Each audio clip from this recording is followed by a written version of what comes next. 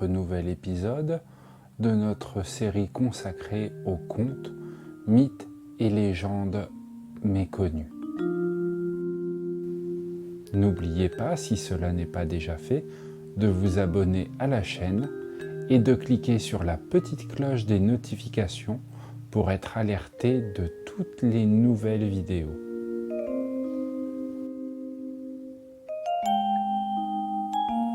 Merci à Abdel pour la musique. Vous allez pouvoir écouter aujourd'hui un nouveau conte dit par José.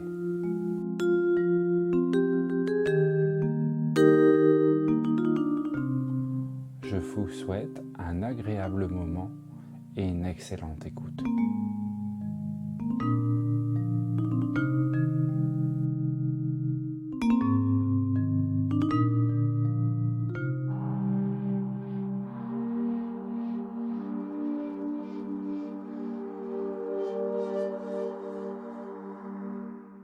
Warashib Chosa, le riche au brin de paille. Il était une fois, au Japon, un jeune homme appelé Yosaku.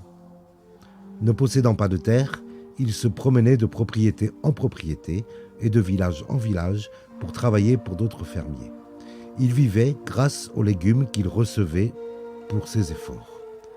Sans maison, il dormait dans des temples bouddhistes où il priait Kano, la déesse de la miséricorde. Kano, tous les jours, je travaille dur et je n'ai pas de maison. S'il vous plaît, trouvez-moi un lieu où je pourrai me reposer le soir et permettez-moi de trouver un travail demain. Un jour, Kano apparut aux côtés de Yosaku, entouré d'un halo de lumière d'or, et lui dit « Réveille-toi, Yosaku, tu es un homme admirable.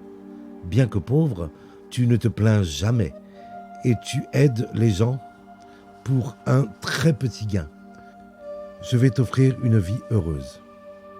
Demain, la première chose que tu toucheras te procurera une grande récompense. » Sur ces mots, Kano disparut. Le jour suivant, alors que Yosaku était en route pour son travail du jour, il trébucha sur une pierre au bord de la route et tomba à terre.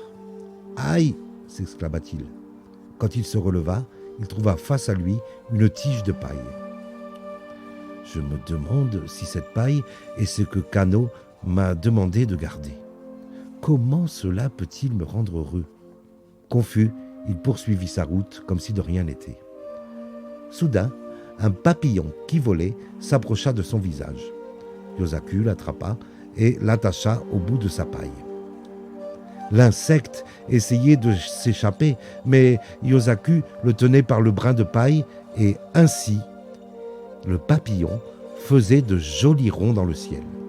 Un spectacle réjouissant pour les passants et qui ravit un jeune garçon issu d'une riche famille qui passait justement par là. Il cria en direction de son tuteur d'un grand âge. « J'en veux un, j'en veux un !» De bonne nature, Yosaku offrit le jeu au jeune homme. En retour, le gardien proposa 3 oranges à Yosaku. « Oh, 3 oranges pour un brin de paille !» Il pensa qu'il était chanceux et poursuivit sa route joyeusement. Continuant son chemin, il arriva au niveau d'une femme qui semblait en détresse. « Il fait tellement chaud, je suis tellement assoiffé, j'ai l'impression que je vais mourir, » dit la femme. « Si ces oranges peuvent vous aider, prenez-les, » proposa Yosaku, prêt à abandonner son maigre gain sans hésitation. Les tenant à la main, elle les prit, puis les mangea, regagnant petit à petit sa force. « Vous m'avez sauvé. S'il vous plaît, prenez cela en remerciement de votre gentillesse, » dit la dame, tout en offrant à Yosaku des pièces d'étoffe en soie. Ce tissu précieux doit être un cadeau de Kano, pensa Yosaku, qui poursuivit son voyage. Il rencontra plus loin 2 samouraïs qui étaient figés au milieu de la route. Quand il arriva à leur niveau, il se rendit compte que l'un de leurs chevaux était assoiffé et allongé par terre. « Quel cheval inutile !» s'exclama un des samouraïs qui était sur le point d'achever la bête. Triste et désemparé, après une courte réflexion, Yosaku leur proposa: « Honorable samouraï, si cela peut vous convenir, pourquoi n'échangeriez-vous pas ces pièces d'étoffe précieuses contre votre cheval ?»« Génial ! Non seulement nous pouvons nous débarrasser du cheval, mais en plus nous avons des étoffes !» se réjouit le propriétaire de l'animal. Le samouraï prit les tissus, abandonna le cheval et poursuivit sa route avec son ami. Yosaku se tourna vers le cheval et lui dit gentiment: « Tu as beaucoup souffert, n'est-ce pas? Voici un peu d'eau pour que tu puisses boire. » Il donna à l'animal beaucoup d'eau et après un moment, ce dernier fut de nouveau sur pied. Yosaku monta sur le cheval et poursuivit son chemin jusqu'à s'approcher d'une ville et à atteindre une grande maison. Les gens de la maisonnée étaient en train de préparer un voyage, mettant leurs bagages dans une carriole. Yosaku aperçut l'homme qui devait être le propriétaire de cette maison et, après avoir expliqué chaque détail de son voyage, il lui demanda s'il voulait bien lui acheter le cheval afin de lui permettre de démarrer une nouvelle vie. L'homme avait écouté l'histoire avec un grand intérêt et répondit: « Oui, je serais heureux d'acheter ton cheval, mais maintenant je dois partir et je n'ai pas d'argent à dépenser. À la place, pourquoi ne pas te donner une partie de mon champ de riz ?» Le propriétaire proposa également à Yosaku de rester dans sa maison le temps de son voyage et d'en prendre soin pendant son absence. Non seulement Yosaku avait maintenant son propre champ, mais il avait également un endroit pour dormir. Cela lui donnait envie de travailler plus dur que jamais. Quelque temps plus tard, le propriétaire rentra de voyage, le riz poussait abondamment et la maison avait été nettoyée du sol au plafond. Elle était d'une propreté impeccable. Impressionné par ce qu'il voyait, le vieil homme proposa: « Yosaku, tu es un jeune homme incroyable.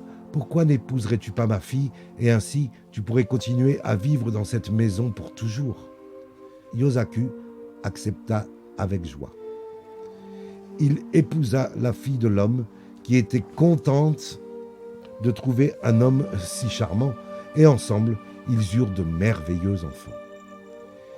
Il continua à travailler dur, jour après jour, et finit par devenir très riche, tout en continuant à aider ceux qui étaient dans le besoin. Par sa gentillesse, il était apprécié de tous et fut surnommé par les gens du village Warashib Shosa, le riche au brin de paille.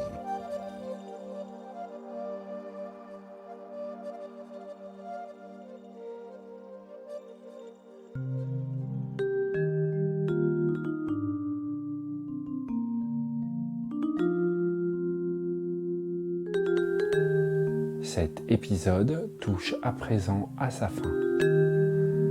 J'espère que vous avez passé un agréable moment. Et je vous dis à tout bientôt pour un nouvel épisode.